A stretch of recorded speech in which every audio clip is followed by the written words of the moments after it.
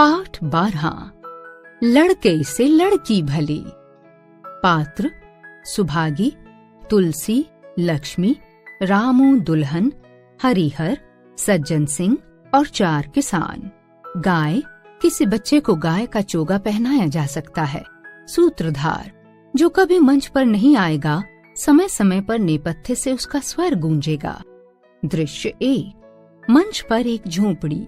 तुलसी, हरिहर और कुछ अन्य किसानों से घिरा बैठा है। पास ही सुभागी हाथ में लोटा और गिलास लिए खड़ी है। वो एक एक कर सभी को गिलास भरकर पानी दे रही है। हरिहर, भैया तुलसी, लड़की की कहीं दूसरी जगह शादी कर दो। आजकल बाल विधवा के विवाह को कोई बुरा नहीं मानता, फिर क्या सोच विचार करना। तुलसी, भाई मैं तो तैयार हूँ, लेकिन जब सुभागी भी माने तब ना, ये किसी तरह राजी नहीं होती। तभी सुभागी हरिहर को पानी से भरा गिलास थमाने पहुँचती है तो हरिहर तुलसी के हाथ से गिलास लेते हुए कहता है, बेटी हम तेरे ही भले के लिए कहते हैं। माँ बाप अब बूढ़े हो गए हैं, उनका क्या भरोसा। तुम इस तरह कब तक बैठी रहोगी। सुभागी, काका मैं तुम्हारी बात समझ रही हूँ, लेकिन मेरा मन शादी करने को नहीं कहता। मुझे आराम की चिंता नहीं है, मैं सब कुछ झेलने को तैयार हूँ। जो काम तुम कहो उससे आंखों के बल करूँगी, मगर शादी करने को मुझसे ना कहो।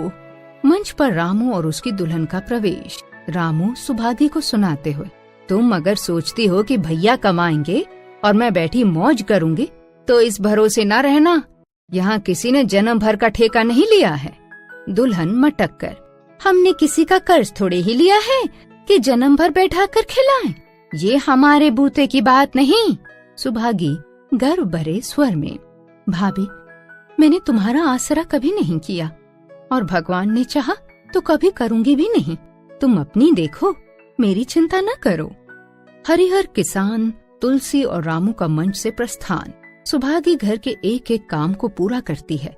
फिर मंच पर उसकी माँ लक्ष्मी आकर एक खाट पर लेट जाती है। सुभागी उसके बालों में तेल डालती है। केवल स्वर। रामू की दुल्हन को जब मालूम हुआ कि सुभागी शादी नहीं करेगी, तो वो और भी उसके पीछे पड़ गई। हमेशा एक न एक मुसीबत खड़ी किए रहती। उसे रुलाने में जैसे उसको मजा आता था। वो बेचारी पहर रात से उठकर कूटने पिसने में लग जाती, चौका बर्तन करती, गोबर थापती, खेत में काम करने चली जाती। दोपहर में आकर जल्दी जल्दी खाना पकाकर सबको खिलाती। भाई को कोई काम करने से न रोकती। सोचती, ये तो जवान आदमी है, ये काम न करेंगे तो गृहस्थी कैसे चलेगी। पर जहाँ तक बस चलता, माँ बाप को कोई काम न करने देती। रोज रात को माँ के सिर में तेल डालती, कभी उसकी देह दबाती। रामू और तुलसी का प्रवेश। सुभागी माँ के पैर दबा रही है। रामू स्वगत, अम्मा और दादा को तिनका तक नहीं उठाने देती और मुझे पीसना चाहती है। सुभागी को सुनाते हुए, तुझे अम्मा दादा का इतना ही मोह है तो इन्हें लेकर अलग क्यों नहीं रहती। तुलसी क्रोधित होकर, जब तक मैं जीता हूँ तुम उसे कुछ नहीं कह सकते। मेरे पीछे जो चाहे करना। बेचारी का घर में रहना मुश्किल कर दिया है। रामू, आपको बेटी बहुत प्यारी है तो उसे गले बांध कर रखिए, मुझसे तो नहीं रुका जाता यहाँ। तुलसी, अच्छी बात है, अगर तुम्हारी यही मर्जी है तो यही होगा। मैं कल गांव के लोगों को बुलाकर 12 बांट कर दूंगा। तुम चाहे अलग हो जाओ, सुभागी अलग नहीं होगी। रामू का मंच से प्रस्थान। तुलसी दूसरी खाली खाट पर लेटकर कनखियों से सुभागी की तरफ देखता है। सुभागी मनोयोग से माँ के पांव दबा रही है। सूत्रधार, तुलसी को पुरानी बातें याद आईं। जब रामू के जन्मोत्सव पर उन्होंने रुपए कर्ज लेकर जलसा किया था और सुभागी पैदा हुई, तो घर में रुपए रहते हुए भी उन्होंने एक कौड़ी खर्च नहीं की थी। पुत्र को रत्न समझा था, पुत्री को पूर्व जन्म के पापों का दंड। तुलसी सोचता है कि वो पुत्र रत्न कितना कठोर निकला और ये दंड कितना मंगलमय। दृश्य 2। 2 खाटों पर गांव के मुखिया सज्जन सिंह और कुछ किसान बैठे हैं। तुलसी भी मौजूद है। तुलसी, पंचों, अब रामू का और मेरा एक घर में निबाह नहीं होता। मैं चाहता हूँ कि तुम लोग न्याय से जो कुछ मुझे दे दो वो लेकर अलग हो जाऊं। रात दिन की किचकिच अच्छी नहीं है, पंच आपस में मंत्रणा करते हैं। बीच बीच में मंच के बाईं ओर देखते हैं, जहाँ से रामू मंच पर प्रवेश करता है। सज्जन, क्यों रामू, तुम अपने बाप से अलग रहना चाहते हो? तुम्हें शर्म नहीं आती जो माँ बाप को अलग किए देते हो? राम राम। रामू ढिठाई से, जब एक साथ गुजरना हो तो अलग हो जाना ही अच्छा है। सज्जन, तुमको एक साथ रहने में क्या कष्ट होता है? रामू, मुखिया जी, मेरा इनके साथ निभाना होगा, बस मैं और कुछ नहीं चाहता। रामू का मंच से प्रस्थान। तुलसी, देख लिया आप लोगों ने इसका मिजाज। आप चाहे 4 हिस्सों में से 3 हिस्से उसे दे दें, पर अब मैं इस दुष्ट के साथ नहीं रहूंगा। भगवान ने बेटी को दुख दे दिया, नहीं तो मुझे खेती बाड़ी लेकर क्या करना था। जहाँ रहता वहीं कमाता खाता। भगवान ऐसा बेटा बैरी को भी न दे। लड़के से लड़की भली, जो कुलवंती होए। मंच पर सुबकती हुई सुभागी का प्रवेश। सुभागी, दादा, यह सब बंटवारा मेरे ही कारण तो हो रहा है। मुझे क्यों नहीं अलग कर देते? मैं मेहनत मजदूरी करके अपना पेट पाल लूंगी। अपने से जो कुछ बन पड़ेगा तुम्हारी सेवा करती रहूंगी, पर रहूंगी अलग। यूं घर का 12 बांट होते मुझसे नहीं देखा जाता। मैं अपने माथे ये कलंक नहीं लेना चाहती। तुलसी, बेटी, हम तुम्हें न छोड़ेंगे, चाहे संसार छूट जाए। रामू का तो मुंह नहीं देखना चाहता मैं। उसके साथ रहना तो दूर रहा, जो कपूत हो गया उससे क्या लेना देना। सबका मंच से प्रस्थान। दृश्य 3। मंच पर तुलसी, लक्ष्मी और सुभागी। तुलसी खाट पर बैठा है, लक्ष्मी जमीन पर। मंच के एक किनारे गाय बंधी है। सुभागी कभी पिता को खाना परोसती है, कभी माँ को। फिर हाथ में मटकी लेकर गाय के करीब जाती है और उसे दोहने लगती है। सूत्रधार। बंटवारा होते ही तुलसी महतो और लक्ष्मी को मानो पेंशन मिल गई। पहले दोनों सारे दिन सुभागी के मना करने पर भी कुछ न कुछ करते रहते थे, पर अब पूरा विश्राम था। पहले दोनों दूध घी को तरसते थे। सुभागी ने कुछ रुपए बचाकर एक गाय ले ली। बूढ़े आदमियों की जान तो उनका भोजन है। अच्छा भोजन न मिले तो वे किसाद हार पर रहें। इस बीच मंच के एक ओर से दूसरी ओर गांव के लोग आते जाते रहते हैं। उनकी नजर किसी न किसी काम में लीन सुभागी पर पड़ती रहती है। ग्रामीण 1 अपने साथ चल रहे ग्रामीण से, लड़की नहीं देवी है। ग्रामीण 2 मर्दों का काम भी करती है, उस पर माँ बाप की सेवा भी किए जाती है। तुलसी, सुभागी, घर का काम यूं ही क्या कम है कि तुमने ये नया झंझट ले लिया। सुभागी वहीं से मुंह घुमाकर, दादा, दूध के बिना मुझे खाना अच्छा नहीं लगता। लक्ष्मी हंसकर, वाह बेटी, तू झूठ कब से बोलने लगी? कभी दूध हाथ से तो छूती नहीं है। पीने की कौन कहे, सारा दूध हम लोगों के पेट में उड़ेल देती हो। सज्जन सिंह का प्रवेश। सुभागी को दूध धोते हुए देखकर मुस्कुराते हैं। सज्जन, ये उस जन्म की देवी है। सज्जन सिंह को देखते ही तुलसी खाट से उठता है और उन्हीं के साथ मंच के दूसरे छोर से नेपथ्य की ओर निकल जाता है। सुभागी एक हाथ में दूध की मटकी थामे और दूसरे हाथ से माँ को सहारा देती हुई मंच से नेपथ्य की ओर चली जाती है। दृश्य 4। तुलसी चारपाई पर लेटा है, दर्द से करा रहा है। लक्ष्मी उसका सिर दबा रही है। तुलसी ने संकेत से पानी मांगा। सुभागी लोटे में पानी लेकर उसके पास पहुंची। पानी पीने से पहले ही तुलसी की गर्दन एक ओर लुढ़क गई। सुभागी लोटा पटक कर दौड़ती हुई मंच से प्रस्थान कर गई। फिर दौड़ती हुई मंच पर लौटी और पूरा मंच पार करके दूसरी दिशा से मंच से प्रस्थान कर गई। सूत्रधार। सुभागी दौड़ी दौड़ी रामू के पास गई। उसे पिता की नाजुक हालत के बारे में बताया, मगर रामू ने उसकी बात पर कान नहीं दिया। तब सुभागी अपने पिता के मित्र, अपने हितू और गांव के मुखिया सज्जन सिंह को टेर लगाने के लिए चली गई। मंच पर सुभागी और सज्जन सिंह का प्रवेश। सज्जन तुलसी की नब्ज पकड़कर, तुलसी भाई, कैसी तबीयत है? तुलसी कराहते हुए, बहुत अच्छी है भैया, अब तो चलने की बेला है। सुभागी के पिता अब तुम ही हो, उसे तुम ही को सौंपे जाता हूँ। सज्जन, भैया तुलसी, घबराओ मत, भगवान ने चाहा तो तुम अच्छे हो जाओगे। सुभागी को तो मैंने हमेशा अपनी बेटी समझा है और जब तक जीऊंगा ऐसा ही समझता रहूंगा। तुम निश्चिंत रहो, कुछ और इच्छा हो तो वो भी कह दो। तुलसी, और नहीं कहूंगा भैया, भगवान तुम्हें सदा सुखी रखे। सज्जन, रामू को बुलाकर लाता हूँ, उससे जो भूल चूक हुई हो क्षमा कर दो।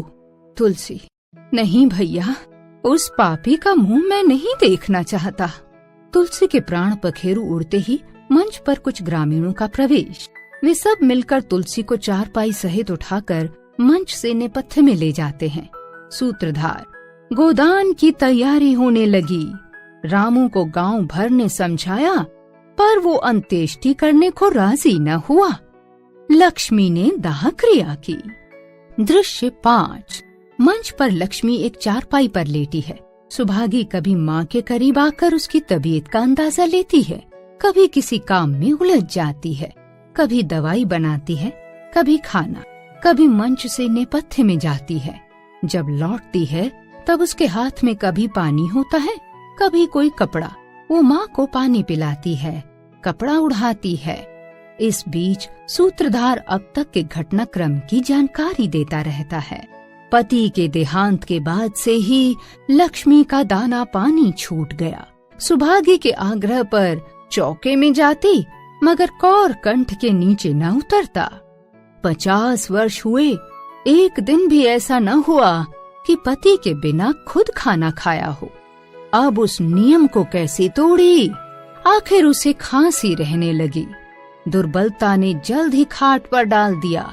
सुभागी अब क्या करे? अगर बाहर जाए तो माँ अकेली रहती है, उनके पास बैठे तो बाहर काम कौन करे? माँ की दशा देखकर सुभागी समझ गई कि इनका अंतिम समय भी आ पहुँचा। मंच पर रामू का प्रवेश। वो हड़बड़ाता हुआ लक्ष्मी की चारपाई के पास पहुँचता है और उसके पैर छूना चाहता है। लक्ष्मी झिड़कते हुए, खबरदार जो मेरे पाँव को हाथ लगाया। फिर सुभागी को संकेत से अपने करीब बुलाकर उसके सिर पर हाथ फेरते हुए, तुम्हारे जैसी बेटी पाकर तर गई मैं। मेरा क्रियाकर्म तुम ही करना। मेरी भगवान से यही प्रार्थना है कि अगले जन्म में भी तुम मेरी कोख से ही जन्म लो। रामू का गर्दन झुकाए मंच से प्रस्थान। लक्ष्मी का प्राणांत। सुभागी का उसके सीने पर सिर रखकर फूट फूट कर रोना। सज्जन सिंह सहित गांव के 4 लोगों का मंच पर प्रवेश। सब मिलकर लक्ष्मी को चारपाई सहित मंच से उठा कर ले जाते हैं। दृश्य 6। मंच के चारों कोनों पर सामान रखा है। बीच में सुराही, गिलास और मूड़ा है। सुभागी एक कोने में जाकर सूप से अनाज फटकती है, दूसरे कोने में जाकर अनाज कूटती है, तीसरे कोने में अनाज पीसती है, चौथे कोने से हल लेकर मंच से बाहर जाती है, फिर लौटकर दरांती लेकर आती है, घास का गट्ठर लेकर लौटती है, मूड़े पर बैठती है, पानी पीती है, पसीना पोंछती है, फिर उठ खड़ी होती है। इस बीच सूत्रधार अब तक के घटनाक्रम की जानकारी देता रहता है। माता के देहांत के बाद सुभागी के जीवन का केवल एक लक्ष्य रह गया, माता पिता की 13वीं के लिए सज्जन सिंह से जो कर्ज लिया था उसे चुकाना। इतना बड़ा कर्ज और वो अकेली जान, पर वो हिम्मत ना हारती थी। 3 साल तक सुभागी ने रात को रात और दिन को दिन न समझा। उसकी कार्य शक्ति और हिम्मत देखकर लोग दांतों तले उंगली दबाते थे। दिन भर खेती बाड़ी का काम करने के बाद वो रात को आटा पीसती। 30वें दिन कुछ रुपए लेकर सज्जन सिंह के पास पहुंच जाती। इसमें कभी नागा ना पड़ता। अब चारों ओर से उसकी सगाई के पैगाम आने लगे। सभी उसको अपने घर की बहू बनाना चाहते थे। जिसके घर सुभागी जाएगी उसके भाग्य फिर जागेंगे। मंच पर सज्जन सिंह का प्रवेश।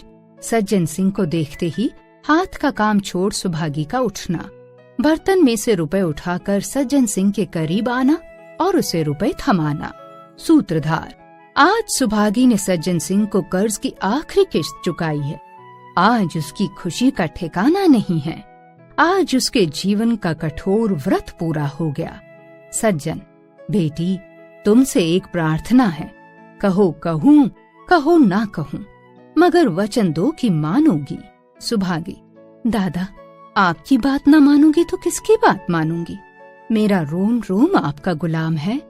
सज्जन, अगर तुम्हारे मन में ये भाव है तो मैं न कहूँगा। मैंने अब तक तुमसे इसलिए नहीं कहा कि तुम अपने को मेरा देनदार समझ रही थी। अब रुपए चुक गए, मेरा तुम्हारे ऊपर कोई एहसान नहीं है। बोलो कहूँ, आपकी जो आज्ञा हो। देखो इनकार न करना, नहीं मैं फिर तुम्हें अपना मुंह न दिखाऊंगा। सुभागी, क्या आज्ञा है? सज्जन, मेरी इच्छा है कि तुम मेरे घर की बहू बनकर मेरे घर को पवित्र करो। मैं जानता हूँ कि मैं ठाकुर हूँ और तुम महतो। मैं जात पात में विश्वास करता हूँ, मगर तुमने मेरे सारे बंधन तोड़ दिए। मेरा लड़का तुम्हारे नाम का पुजारी है, तुमने उसे देखा है। बोलो, मंजूर करती हो? दादा, इतना सम्मान पाकर बौरा जाऊंगी। सज्जन, तुम्हारा सम्मान भगवान कर रहे हैं बेटी, तुम साक्षात भगवती का अवतार हो। सुभागी, मैं तो आपको अपना पिता समझती हूँ।